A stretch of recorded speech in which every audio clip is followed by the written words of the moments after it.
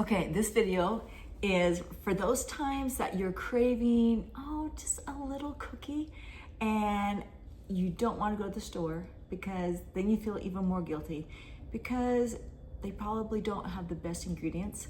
So you decide to make the perfect cookie. If you're gonna cheat, I'm gonna show you how to make the perfect cheating, somewhat healthy chocolate chip cookie. So what I did is I took the normal chocolate chip recipe that everyone does, but then I started putting all the better, higher quality products into it. So I call it my fiber chocolate chip cookie.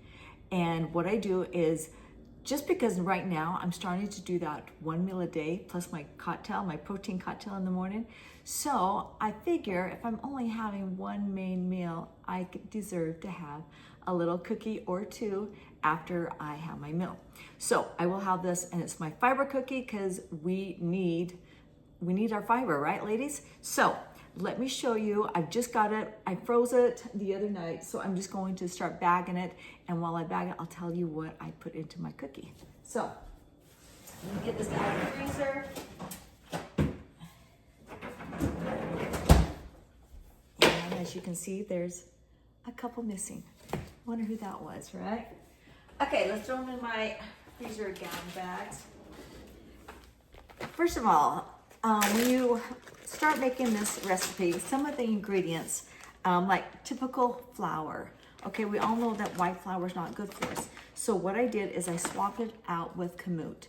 So I get my kamut flour from the Food Nanny. You probably have heard of her if you're into health. Anyways, check her out.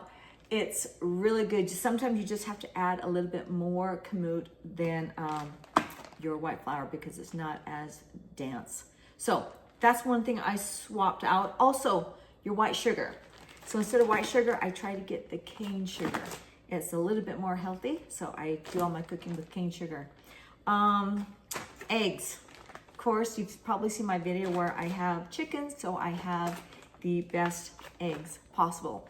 So I'm not trying to talk into getting chickens, but they're worth it. They're so worth it. Okay. Then, to get more fiber in it, what I do is I add a whole cup of wheat germ. Great fiber there. I also add a couple cups of your oats, and then I'll just grind them in my, my Ninja where I make my protein shake, and I'll grind them so they look like a flour, and I'll put them in there as well.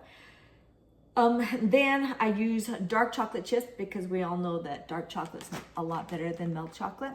So I throw those in as well. Sometimes when I'm feeling really, really healthy, I'll throw in a can of cannelli beans. I'll smash it up and then I'll add it in. I can taste the beans. So like this time I thought, I don't think I want the beans. So I think there's enough other things in there that I can still realistically call these my favorite cookies.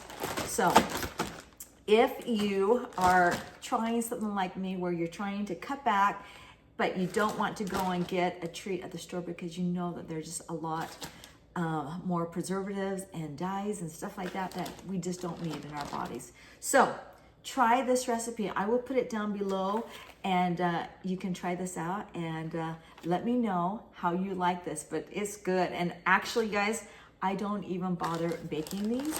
I just pull out 2 of these cookies right after my my meal and eat it like that because they're so good.